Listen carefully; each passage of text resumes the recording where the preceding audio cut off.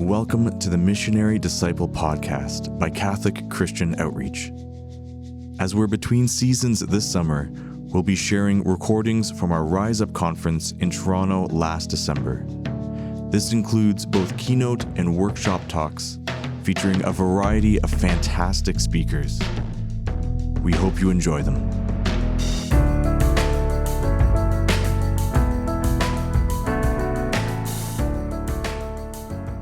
Before we begin, I wanted to make certain that we have I wanted to actually pray, which makes sense considering the conference. So, in the name of the Father, Son, Holy Spirit. Dear Lord, thank you for bringing all of the people here that you have. Please open their hearts to whatever it is that you want them to hear. And please let me speak what it is that you want me to, not my own words, so that they might hear what you want and take from it what you want them to. We ask all of this in your name. All right, so quick question. I hope that this does bridge, because we have both the idea that if you know more about the saints, hopefully you'll be able to understand a little bit more about superheroes. And if you understand superheroes, you'll be able to get a better connection with the saints. So just getting a sense, how many people are like hardcore comic book fans, like comic book fans? Awesome. How many people are like movies? The whole genre in the movies are awesome and amazing. How many people are like, I'm just here because it sounded interesting and was outside of what I normally do? Awesome. All of you are welcome. This is great. So especially for the people who really like comic books, I'll ask this for you. So why is it do you like comic books? Why do you like superheroes? Why do you like superheroes? Anyone have any maybe nobody's actually asked you, why do you like superheroes? I've had to think about this a lot.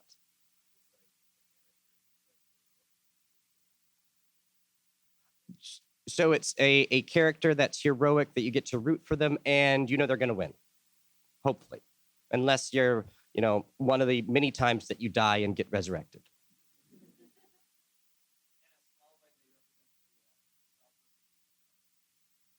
A small way that they represent the selflessness that Christ had, that they're constantly, One of the interesting things, and this is not the talk, I've given this talk several times, but it's interesting that pretty much every superhero isn't a relativist. They're really, you don't find relativist superheroes with that name. You find people who believe in natural law, who believe that there is a right and a wrong, and they must fight for it. So those are all interesting things, and I think one of the elements, because all of us are going to come to it from certain different points of view. I was talking to my wife when I was trying to get this presentation, this workshop, and I was saying, okay, so this is what I'm thinking of doing, and this is why everyone likes superheroes. And she was like going, well, but I don't know if that really connects, because I don't know if that's why I connect with superheroes. And the reason what she connects with superheroes is that they're always striving to do what's right. They're always striving really hard to do what's right. And so then that's something that gives her pause and courage to try to continue to do what's right. And I was thinking, okay, that makes great sense. But I think especially if you're here, there's probably something a little bit more. What is it that superheroes represent? Something a little bit more. And I think it's wrapped around with the idea of the story. I think story is essential. And I'm an all-purpose geek. Can somebody tell me what the picture over there is? Lord of the Rings, absolutely. They're off on a journey. It's part of the story, but they're off on a journey. Oh, that's interesting. What have we been talking about at Rise Up? Journey, your story. What is your mission? They're on a mission. What is Frodo? Frodo has a mission that only he can accomplish. But is he alone? No. He has a fellowship. He has people that help point him in the right way. He has people he can look up to. He has people he journeys with. So I think what's really interesting about the idea of this story is that it's something we all do. And even in philosophy, sorry, I know it's your break. I'm going to do a small amount of philosophy, and hopefully it's simple enough. is it's something called narrative identity.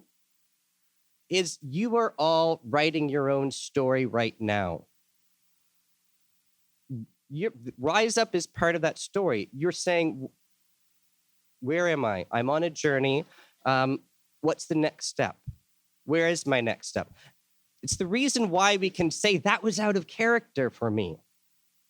How do we know something's out of character? Unless in some way we have in our brains, this is me. This is my character. I am like a person in a book that is unfolding before me.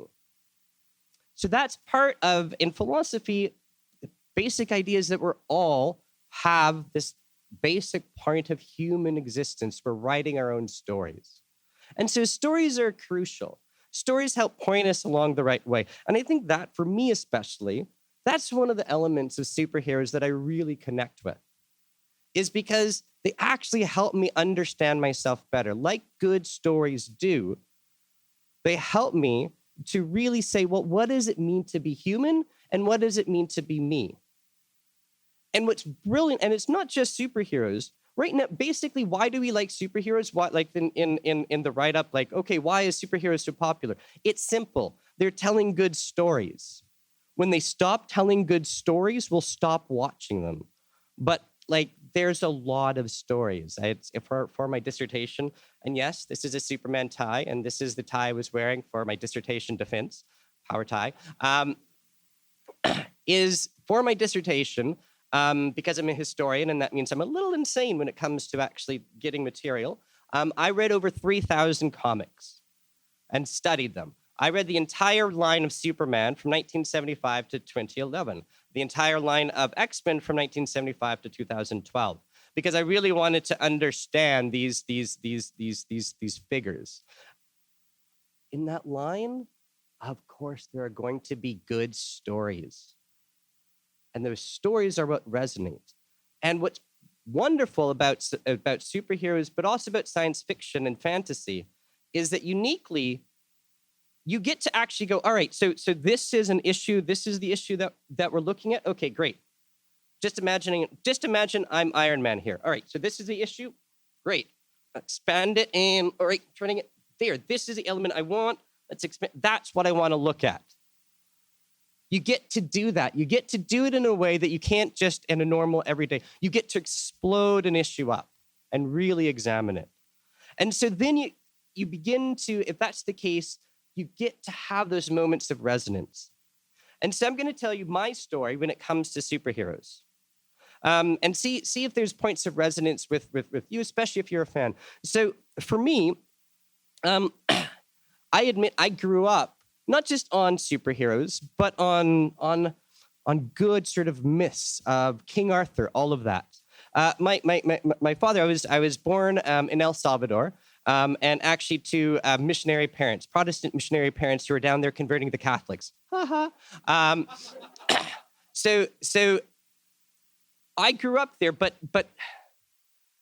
my father, wonderful man, and I often think he would make an excellent priest, because he was very clear that God was number one, which is awesome, except if you happen to be a child of someone whose God is number one and will always be number one, because you understand very quickly you're number 2, 3, 4, maybe 5. And so even by the time I was maybe 6, I no longer sort of go, okay, this is the person I'm going to be sort of trying to seek approval for. I to be honest, I sort of went, okay. And so what I was connecting with was the stories, though. I connected with stories. I was really interested in King Arthur, and I still am. I love King Arthur. I love those stories of knights. I love those stories because they really they help us enter into and really understand who we are. I was about 13, I would guess, 13, 14, when I really started discovering superheroes. And the first set of superheroes I discovered was the wonderful X-Men series of cartoons. Probably, I would imagine, one of the best superhero cartoons out there, because they really tried to tell the key stories. They told big, arcing stories. But it's also, what is the X-Men really about? X-Men is really about, do you feel different? How many of you feel different? Do you feel exactly like the same as everyone else? No, I don't. So the X-Men are about, like, don't you feel a little bit different? Sometimes don't you feel like an outcast? Some of the time, even when you're with your friends, you go, I'm different. Everyone else likes to talk a lot, and I'm introverted. I'm different. The X-Men is all about that. And it's all about trying to figure, and go it down, if you're 13, 14, 15, 16, 17, how many of you, when you're 13, 14, 15, 16, or 17, how many of you felt like an outcast? How many of you felt really different? That's the X-Men story. That's why the X-Men really, really resonates with teenagers. It's still to older, but especially with teenagers and young adults, because it's basically saying, yeah, aren't we all different? Are we all different? But it asks in a very crucial way. Aren't we all different? Great. What are you going to do about it? Are you going to follow the Magneto way? Magneto's way is all about saying, yeah, I'm different, and so I'm going to isolate myself because everyone else hates me, and I don't want to interact with them. I want to be different from them, and they don't like me, so I don't like them. Great. That's how we're going to operate. Is that the way you want to is that the path you want to follow? Yeah, no. Or do you want to do Professor Xavier's way? Just to say, yeah, it's hard. They're going to keep on misunderstanding you. They're going to keep on misunderstanding you. But isn't it better that you try to work showing them that you're human, showing them that we're better together? Professor Xavier helped teach me, and the X-Men helped teach me, that it was better, even if I felt different, that it was better that I keep working and I keep trying to bring people together and really work at reaching out and not just saying, not closing myself. That's what the X-Men taught me. Now, next one. I should have actually, sorry, what did I just do there? That's what I'm doing. So the next one, I'll actually do one thing. So, slightly out of order, because just this morning I decided to change it a little bit. Why in the world do I have this guy? Who is this guy? Why in the world, in a discussion about superheroes, in a Catholic conference, would I have Thanos up as somebody who taught me something? Pardon? He thought he was a superhero. I don't know if he quite thought I don't know if he would quite thought he was the superhero, but he was an outcast, possibly one.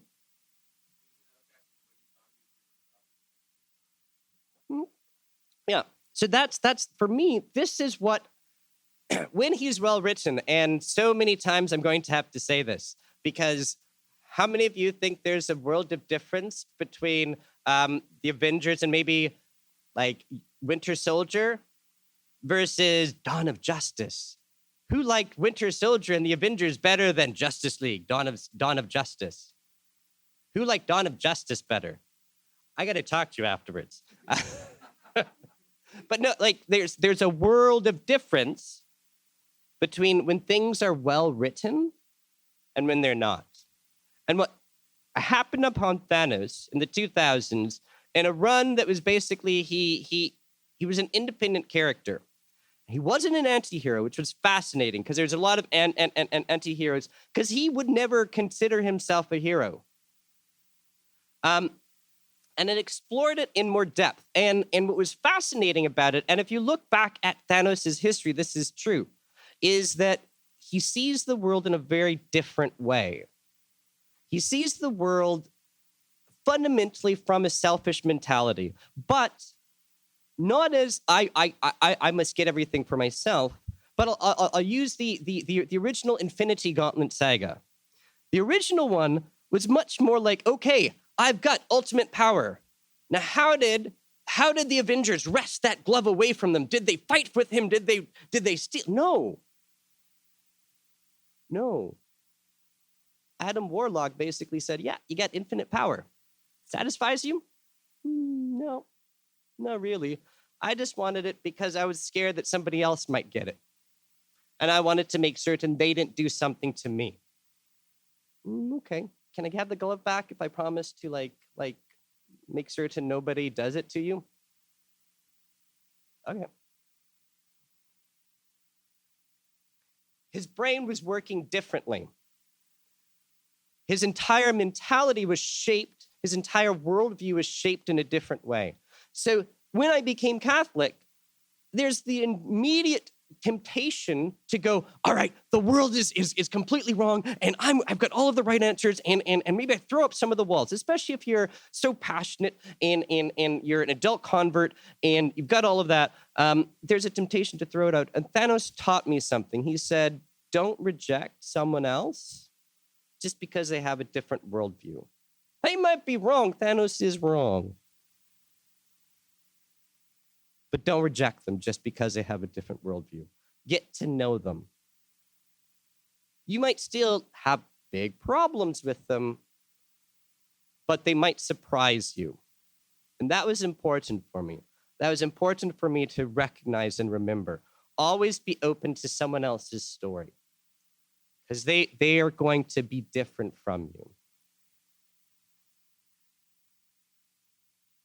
Now, Superman, of course, also taught me about a bit, especially those of you who are Ryerson Catholics. This might come as a surprise to you. I was not always a Superman fan. In all honesty, how many of you are a Superman fan? How many of you think, yeah, it's all about power, so why should I be interested in Superman?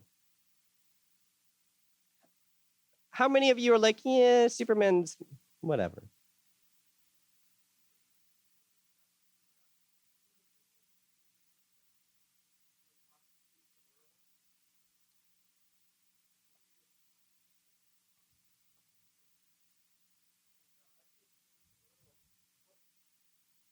Mm-hmm. Yeah, but it's here's the interest. Okay, can I have again a raise of hand of how many really like Superman? Okay, you might not notice this. I do from out here. Sorry, I'm gonna point this out. You're older. Most of you are older. Mature, more mature. My mom would always say more mature. I didn't always like Superman. Why? Because I thought I got him wrong. Thought he was about power. I thought he was about, okay, yeah, you're always going to do the right thing. I didn't understand Superman. And reading Superman, I began to understand, kind of like Spider-Man is the quintessential teenage superhero. Why? It's that catchphrase, with great power comes great responsibility. Guess what? When you're a teenager, you're beginning to get power, and suddenly you realize, oh dear, I have a responsibility. His entire existence is about navigating teenage life, getting more freedoms and trying to figure out what to do with it. Superman has nothing to do with power. It has everything to do with being an adult and trying to figure out how to live as an adult. Because here's the thing, and you see it again and again in good Superman stories. Because I know Grant, I know Grant, so I can do this. So as an adult, right now, if I had a knife, I could go. I could kill Grant. In all honesty, let's not joke. As an adult, you have absolute power. You could kill people. Superman can kill people. He has absolute. Guess what? As an adult, you can get behind the wheel of a car and kill people. You can be drunk and you have that freedom. You can kill people. You have absolute power.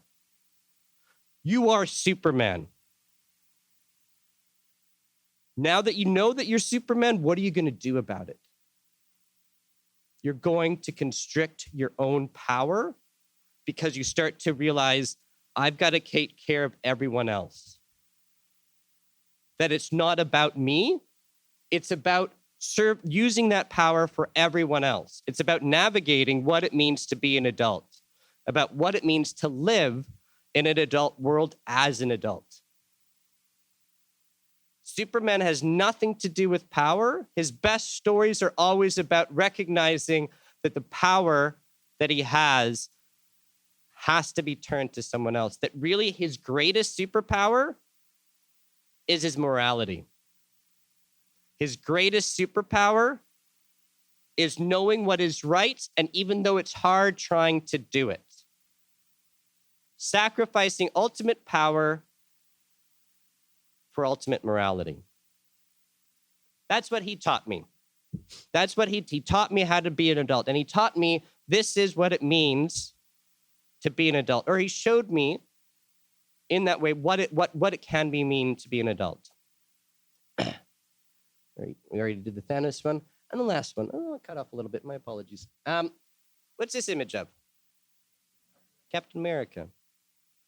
I didn't understand Captain America until the movies. Didn't understand him. And two things. What is from the movies, what is his catchphrase? Anyone catch it? Not exactly. Close. But what is at the essence of Captain America? I don't like bullies. I don't like bullies, and I'm a man born out of time.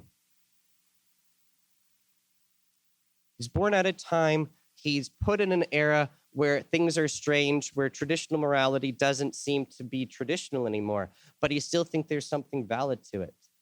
He still thinks that there are certain ways that you should behave towards women, towards others. And yet he's in a culture where it's not clear what those lines are anymore, but he still says there's value to it. Does anyone feel like that sometimes? It's Captain America. Feel like that you're out of place, that the traditional values that you're sort of like, that the Catholic values, that the world then are going to be saying, like, they're old. Why are you still hanging on to them?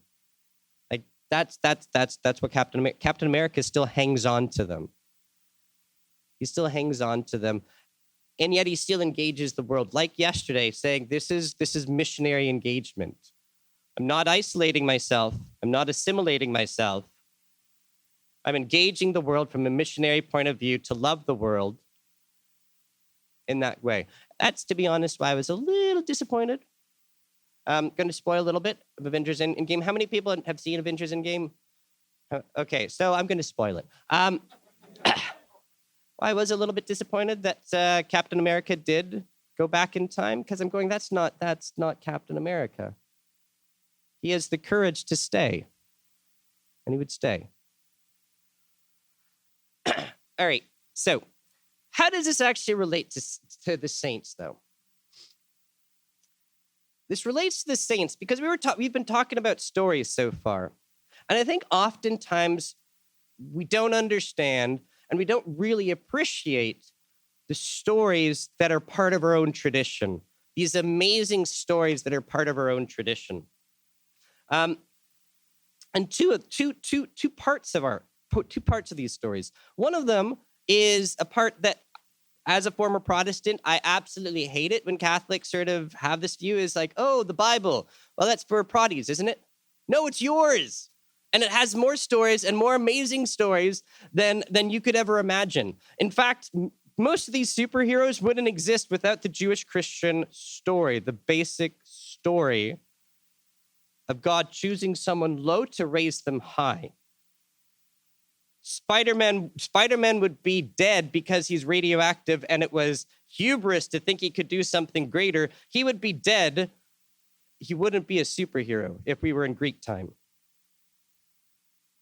Something changes in the Jewish Christian tradition. God comes, and these stories are found in the Bible. They're found in the saints.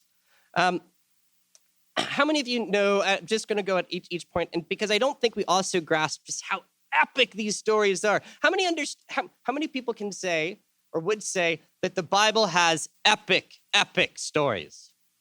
Most of you have. Awesome. This is good. I'm talking to the converted here, literally. But I'll challenge you on this. How many people know the story of David? Like, basic story of David and Goliath? Okay. So how many of you know the story within David of David, Bathsheba, and Uriah? A few less. Okay, so the story is basically David, very Cole's Notes. Cole's Notes are the Cole's Notes. David, the king, sees Bathsheba. He's the king. She's beautiful. She happens to be married, but he says, hey, come on over here. She goes, well, I'm married. He says, I'm the king. Okay. She comes over. One thing happens another. And she's like, yeah. Remember that night? Yeah. I'm a little bit pregnant. He goes, oh, dear. Okay, so you're pregnant and you have a husband. How do I get rid of your husband? Okay, your husband is one of my captains. I will bring him back. And because he is back from the front where he is fighting, he will naturally want to have sex with his wife. Okay, great. Oh, why, Uriah, are you staying outside and refusing to go into your wife? You are ruining my plan. Well, because I'm a good soldier, and why would I go inside my house when all of your other soldiers are out there? I'm a soldier. I don't know why you brought me back. Should be out there. Okay, here's a letter. If you could give it to the general. Okay, the general opens it up. Kill Uriah. That's the story. I mean, it's a little bit more complex than that, but that's the story of David. That's that step. How many of you know this story within David? We're getting a little bit more obscure. Of what happens to David when the Ark of the Covenant returns to Jerusalem. What happens between him and his wife, Michal? Does anyone know that story? We're getting a lot less. What happens in that story?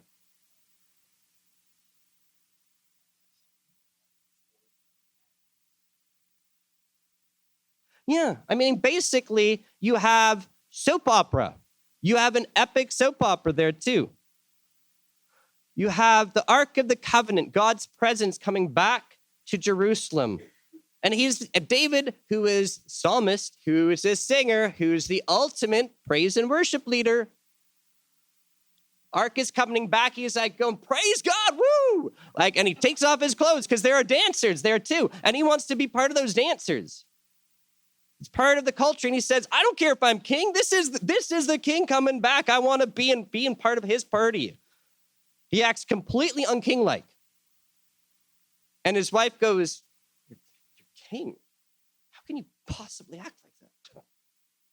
He goes, God? And so basically after that, it's like it's the Bible says there's a rift between them. David is one story that's epic in the Bible. There are so many more. But the difference with these stories, there's a difference. Because the stories in the Bible and the stories about and the stories of the saints, there's one fundamental difference. What's the difference between the stories of the saints and the people in the Bible and Superman? Yeah, they're real. So while Superman might teach me a moment, he's not a teacher. The saints are.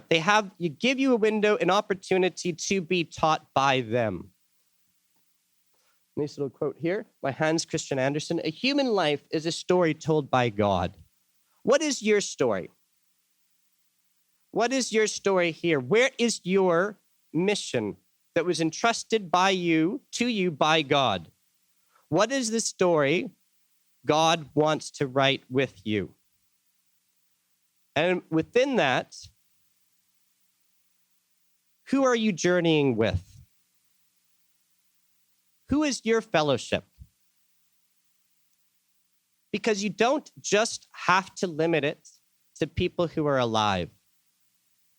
The saints offer us an opportunity to actually get to know them through their stories, but because they're alive, they have the opportunity to continually be teaching you.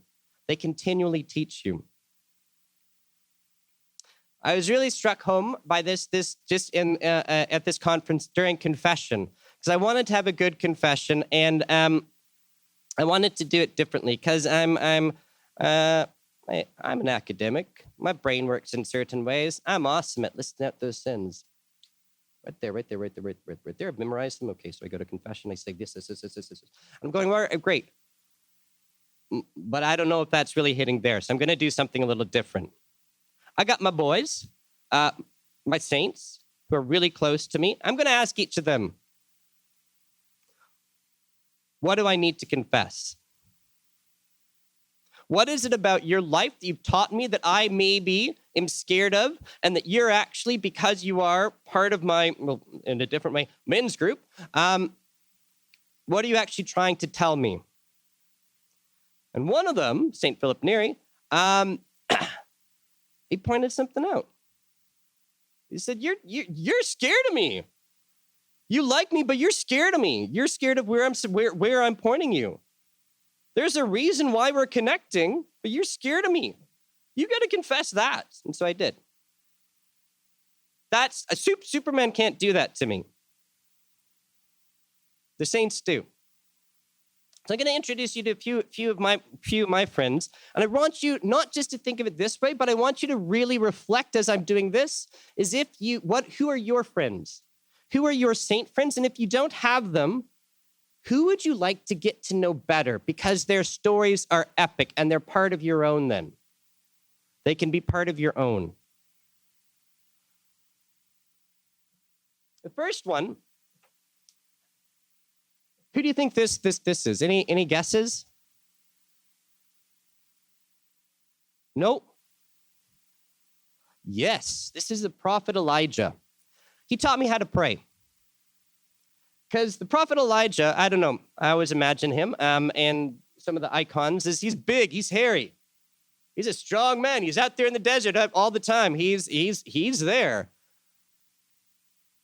And at the high point in his life, he basically throws down against rival priests, the priests of Baal. He throws down on the mountaintop and says, hey, who's God?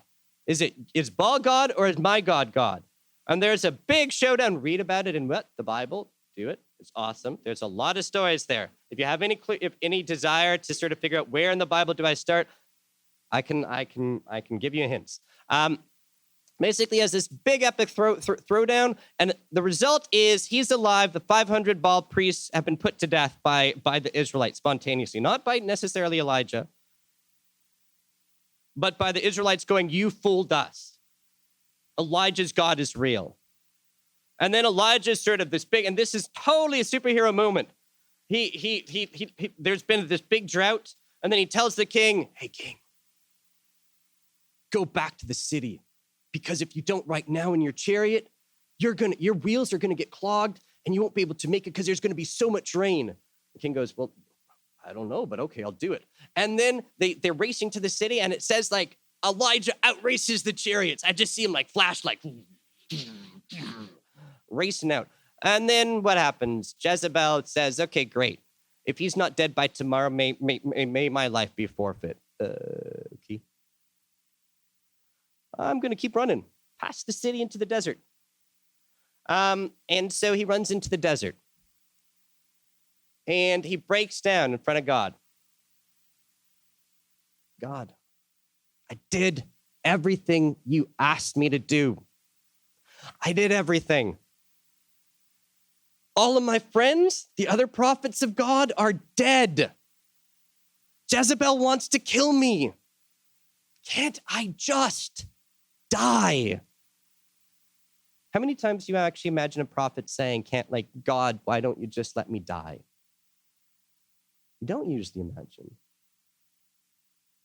But what's the one place you can imagine it? It's in prayer, where Elijah is so real before God that he says, "I don't have to hide. God wants all of me. I don't have to pretend that I'm perfect in front of God. God wants all of me. God, here's all of me. Haven't I done enough? Haven't I done enough?" I mean, we've talked a little bit about it. This is that ugly tears moment for Elijah. Now, what happens? Oh, right. What maybe you should do about it? Read about it in the Bible. I won't tell you the rest of it because something amazing happens to Elijah after this. Something amazing. So he taught me to pray, and he's still teaching me how to pray. He teaches me every day all the time saying, no, you got to be authentic. You want to be like me? You want to be that big superhero kind of thing? Well, get down on your knees and pray for real. And when you're not, well, I'm here to remind you, pray for real. My boy, St. Philip Neary. Second apostle. You got another St. Philip Neary? Awesome. He's also known as the second apostle to the Romans because he came to Rome loving Rome and then realizing, oh, there's a lot of heathens and pagans and this is horrible. Okay, what am I supposed to do? Right, I'll evangelize them.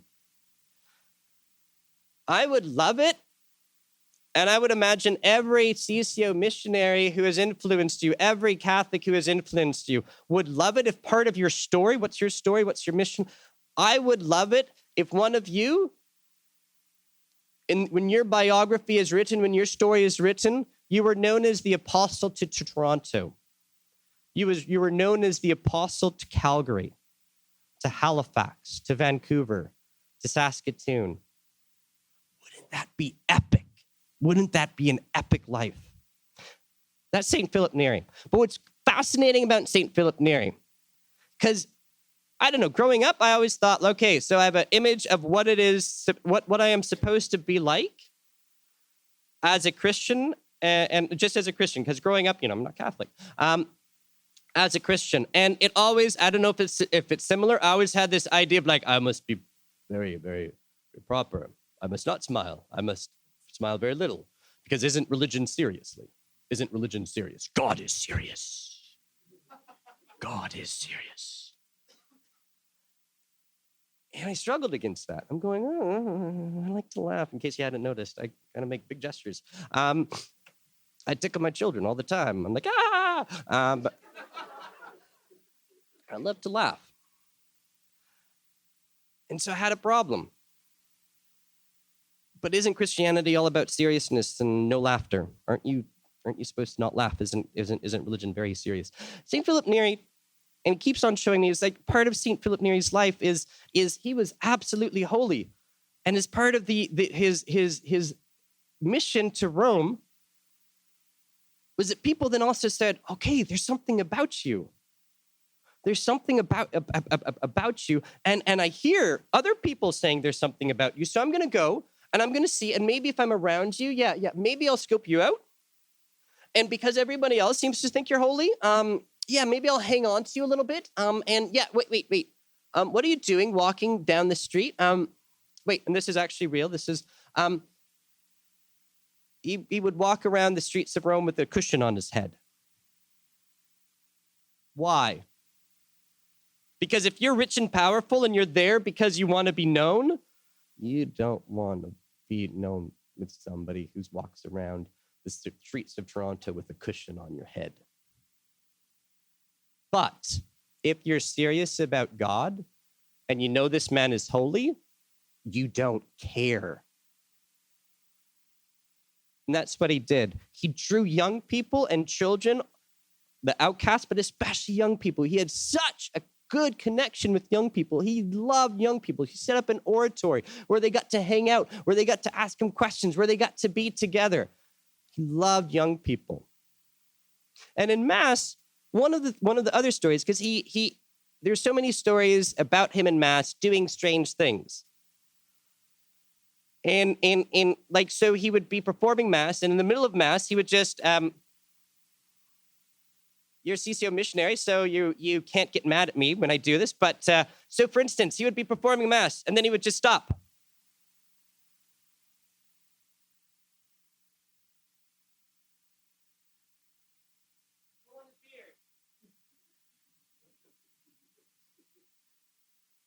I'd continue Mass, and people would be like, what the heck just happened? What the heck just, okay, we know he's holy, but what the heck is just happening? And only later it became clear, because he begged and pleaded to his superiors to say, please, can I say Mass alone? Please, can I say Mass alone? Because as a priest, you should be saying it. And finally, they when he was getting older, they finally consented. And what did they discuss? We have different accounts of people then going accidentally, because he liked to lock his room and he was performing a mass, because he didn't want to scandalize people. But those times he didn't, or those other moments, what happens when they happened upon him? Opened up the door and he was given the power of levitation. Superhero. He was floating. He did that because he didn't want to scandalize everyone here at Mass, because he knew Mass wasn't about himself. He knew it was about everyone else. And so he did that because he needed to stay grounded. But when he was actually able to be himself, he was able to be so present in the Mass that his body just wanted to be close to God. So he's have the gift of levitation. He reminds me that that's my place. I don't like to give up control. And he reminds me that I can get weepy in Mass instantly, but I don't like that. I can reach a different level, but I don't like that. And so he's always teaching me, going, yeah, absolutely, I'm one of your boys. But are you really actually like? What are you trying to do? Are you trying to pretend you're something you're not? I'm gonna call you out on that. I'm in heaven, but I know you. You got to stop that. There's something more for you. So he's one of my boys. Him. Who's this guy? St. John the 23rd. His whole life is epic too. He was supposed to be a caretaker pope. He became pope when he was 78, and he was basically elected pope to sort of keep the seat warm for the successor. And while he was keeping the seat warm, he said, he basically with his Secretary of State said, hey, why don't we do this small little thing? It's not really going to impact very much, called Vatican II, which changed the entire church. But he's also, you read about him, there's a whole book. The book is called The Pope Laughs. There's so many stories about him, about just things that like when he became pope. Usually when you become pope, they have three different robe sizes, small, medium, and large. He became pope. They realized large wasn't big enough for him. And so they were running around frantically after before he went out and was publicly known, trying to get something large to actually accommodate his girth. And they were running around, and he quipped, yeah, everyone wanted me to be pope except the tailors. There's so many different stories of little quips. Pope Pius XII before him liked to have his quiet in the garden. John the 23rd, coming from family of 13, he doesn't understand this. So he says, okay, I'm going to go out to the garden. Just going to go out to the garden. And all of the people at the Vatican are like scandalized, going, okay, just give us a few minutes. Why? I want to go out to the Vatican gardens. No, just but there are people out there, we got to clear them. Can I just walk out into the, no. Like, why are you stopping me from going out in the gardens? But they'll see you. Don't worry. I won't do anything to scandalize them. I mean, like, he's like, why are you freaking out? They're just gardens, and I just want to go for a walk. There's so many stories of his humor, and he's the reason why I'm Catholic. He's actually the reason why I'm Catholic, because before St. Philip Neary, I met John the 23rd, and he showed me that maybe, just maybe, if a pope can be very unpope-like, what I imagined unpope-like in terms of just his demeanor, his humor. Maybe there's a place for me. And so to this day, I still, totally honestly, when things are getting hard, and this is like, imagine right now your relationship with the saints. And I'm not saying my relationship with the saints are perfect, but imagine that when things are hard with you, you could say something like this to one of your saint friends. You got me into this. You got to be praying for me because you got to get me out of this. That's what I do to him. Instantly. And I don't enough thank him every single time I say it, smile, and I'm at peace. That's him. And that's my boy. I also got an Obi-Wan.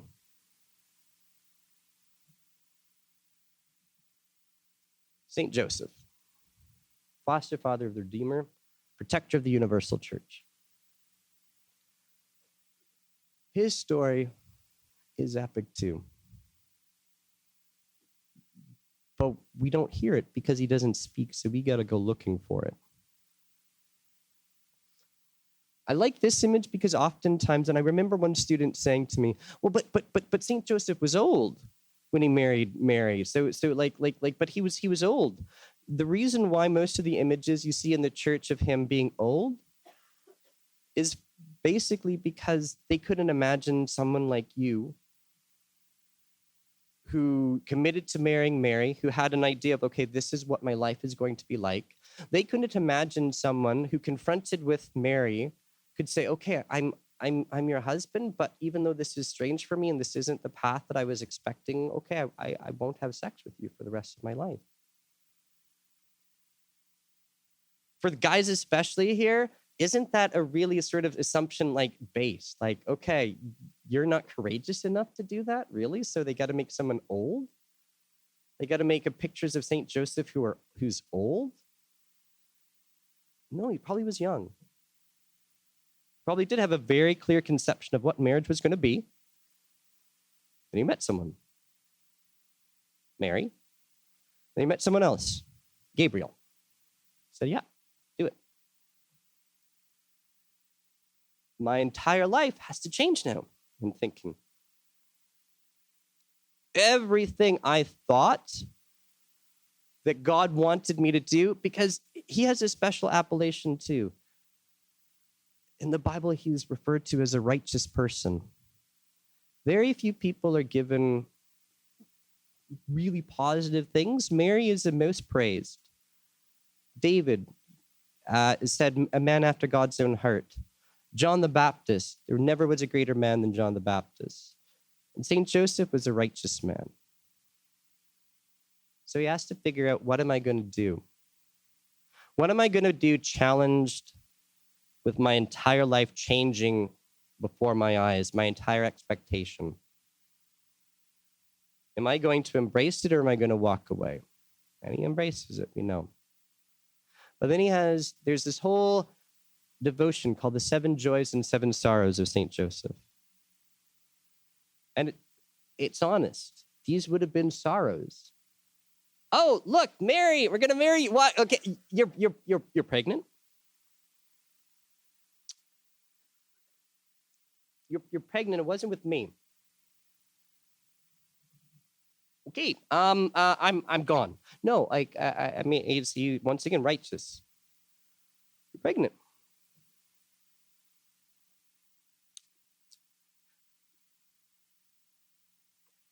Can I take a day just to sleep on it? Thank you. He goes off and pray, and he sleeps on it. And what happens? Yeah, it's okay. Marry her. It's God, so I don't quite understand it, but okay. Entire life changes. He's my Obi-Wan too, because especially as I'm a father and growing into it, he's really important for me for multiple reasons. Because he was asked to be the father of someone who's not his child. I'm an adoptive father of 2, and I love my children to death, but it meant, and it still means, much like Joseph, I have to put aside the fact that my wife and I can't have children ourselves, and I have to put aside that, say, okay, I don't understand it, but you're calling me to be a father to someone who is not mine by flesh and blood. St. Joseph, show me the way. Show me how to be a father. Show me a better way. He's my Obi-Wan. So I really wanted you to think, too, about where is your story going? Who are your Who is part of your fellowship? Because the saint, and I'm not going to say superheroes are great. Our stories help us. Help superheroes to Superman are nice signposts on the way. But who is journeying with us? I've got real people who are journeying with me, absolutely. But we're part of a universal church, and that universal church includes church triumphant. People in heaven who are advocating for you, who want to advocate for you. Have you actually explored their stories? How many of you have when you're looking for something, you lost something, said, St. Anthony, please help me find something? How many of you know St. Anthony? This is an opportunity for you to know St. Anthony. Who is the child he is carrying? What is his symbolism? What is his story? Because I'll leave you with this, is because the alternative is if we're saying, yeah, we believe in the saints, and St. Anthony, pray for me for this, and St. Joseph Cupertino, help me with this exam, without knowing their story. As a former Protestant, I can tell you what Protestants are thinking. It's magic. What is different between saying, St. Anthony, pray for me, and abracadabra, help me find something? Not a lot if you don't know the story. If you don't know who St. Anthony is, not a lot. But we have their stories, and they're epic. We have their stories, they're epic. And there's going to be a saint for you, I can guarantee it. There are so many saints out there. And the beautiful thing with the saints, hope maybe you got a glimpse of it, they're not perfect. What makes them saints is they kept trying. They kept on the journey. They kept on the mission. They kept trying.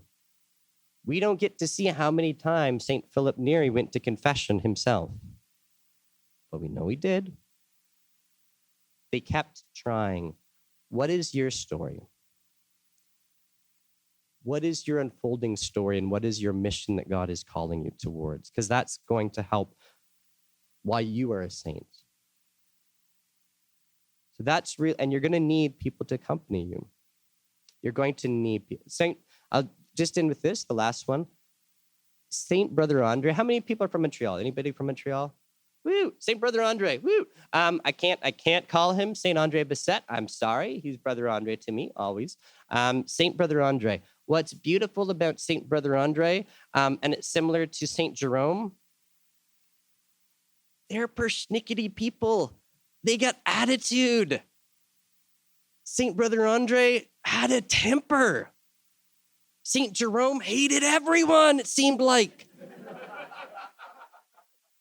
I mean, seriously, read the first page on answer to Helvidius from Jerome. Ooh, my goodness, I did not want to be on his bad side. But they had tempers. But what did God need? He needed all of them. He needed their yes. That was all that he needed. And that's also something you see again and again in the Bible, and something that is unique to our tradition, the Jewish Christian tradition.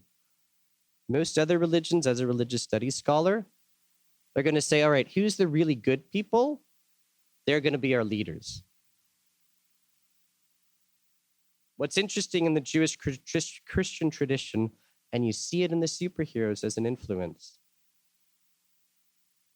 is that the Bible again and again. David.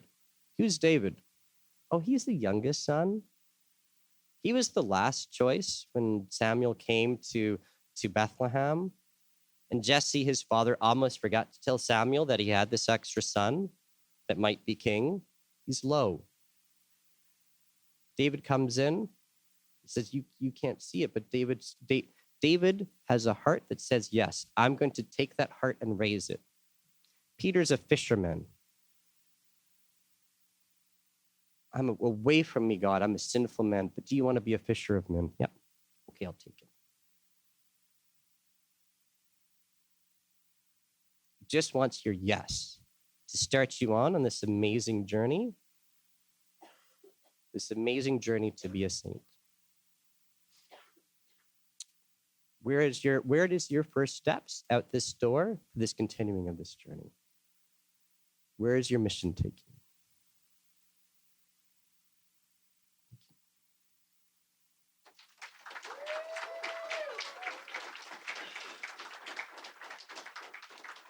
Questions? So you have about 15 minutes. 15 minutes for questions if there are any questions. If not, we get all get a little bit more sleep.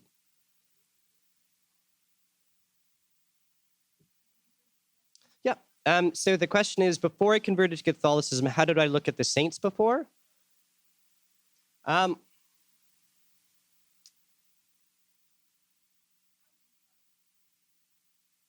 Protestants view saints that why in the world, and generally, this is generally not necessarily all, but why in the world would someone in heaven be concerned about you? Wouldn't they just be happy that they're close to God? The Catholic view is, yeah, they're close to God, but if we're all one body, why wouldn't they be concerned about you? Why wouldn't they want to say, come on, run the race, run the race, run the race, get here with... Why wouldn't they want to do that?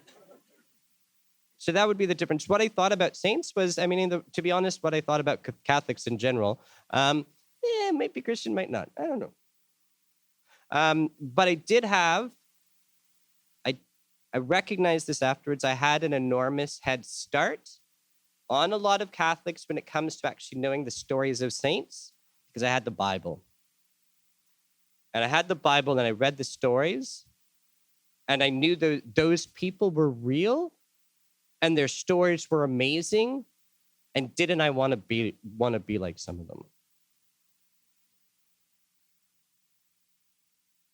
Yeah. It's basically because, what is a saint? The reason why we have All Saints Day is because a saint is just someone who's in heaven. Saint is just someone who's in heaven. Why we have people like Saint Philip Neary is because the church says, yeah, they're in heaven, but we also believe their life was of such value that it can be used as a universal example that anyone might connect with. So we're going to put them publicly as a saint after we explore them, after we explore their life, because we think there's something about their story that can draw others towards God. There's a lot more saints in heaven than there are saints officially recognized by the Catholic Church.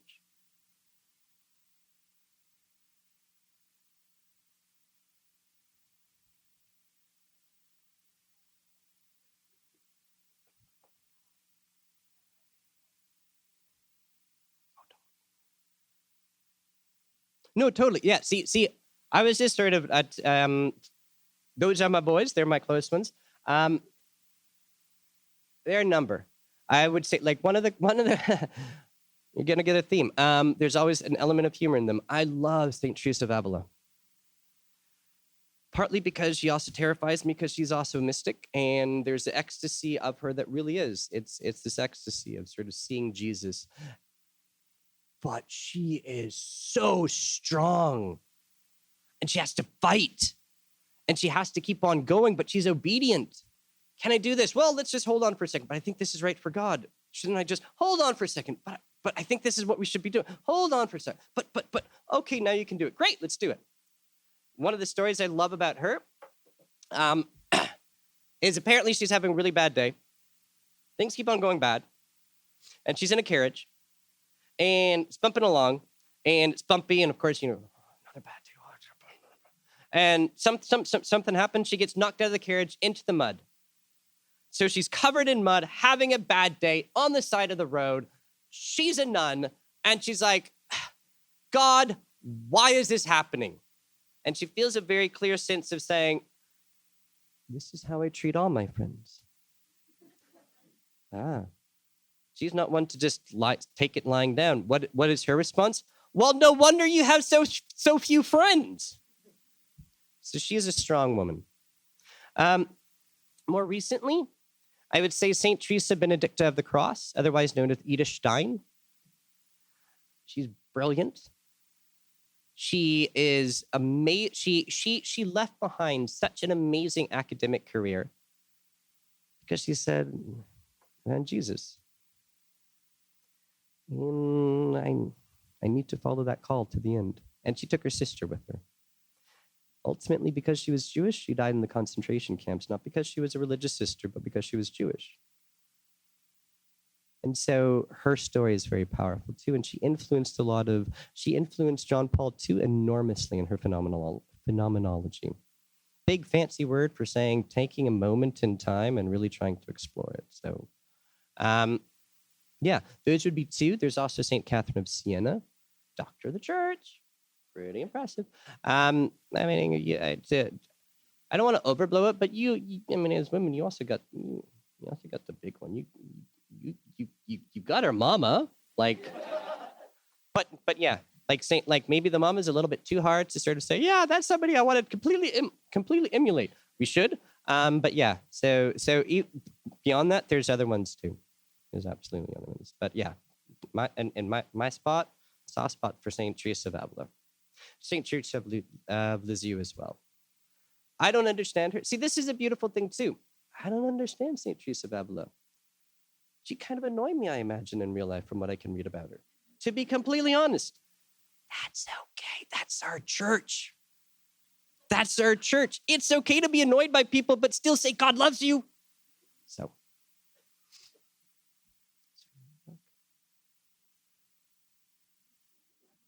Sorry. Yes, the question is, how would you go about talking to someone who says, why don't you just pray to Jesus? Why do you ask for the intercession of the saints? Now, number one, there is something important about that. We don't pray to the saints. We ask for their intercession in a completely technical way. Because you're right. Like one of the most hurtful things my mom said, because she didn't understand why I became Catholic, was, so why do Catholics worship the statue of Mary at Lourdes? Like going, oh, there's so many things that are wrong with that particular statement. But there is this assumption, oh, you pray to the saints, but only God deserves our prayer. So you're a heathen. Easy. As a former Protestant, ask them a question. Do you have a prayer chain in your church? Because if you have a prayer chain, which means you ask people to pray for you, what's different from that than asking a saint? There's nothing different. Simplest enough answer. You're asking Mr. Smith to pray for you. I'm asking St. Philip Neary.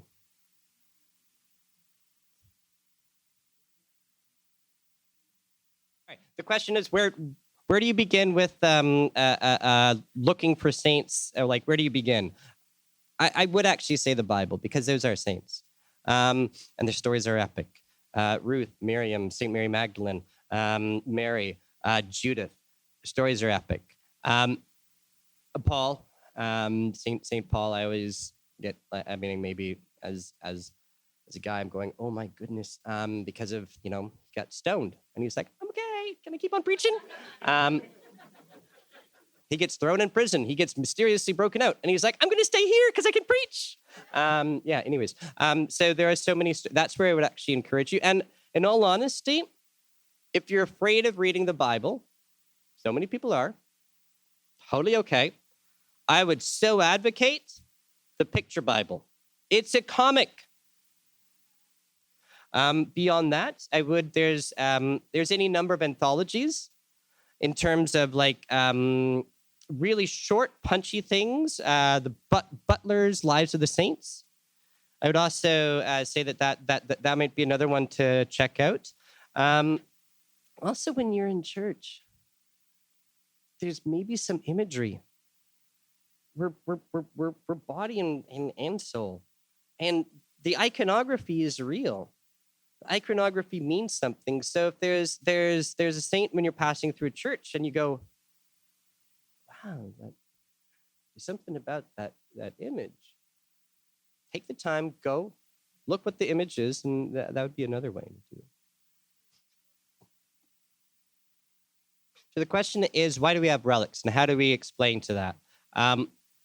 So I'd have two responses to that. So I'll do the first one, and then I'll be the more serious one. The first one is, yeah, relics kind of freak me out, especially the bones and stuff. Can be completely honest. What's beautiful is the Catholic Church is okay with that. The Catholic Church says, we're big.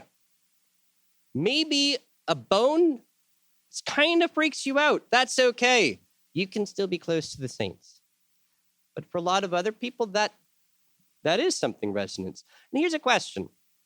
Do you have anything, like, were you, has somebody in your family died in the last 5 years? Okay. Do you have anything of theirs that helps you remember? And do you value it?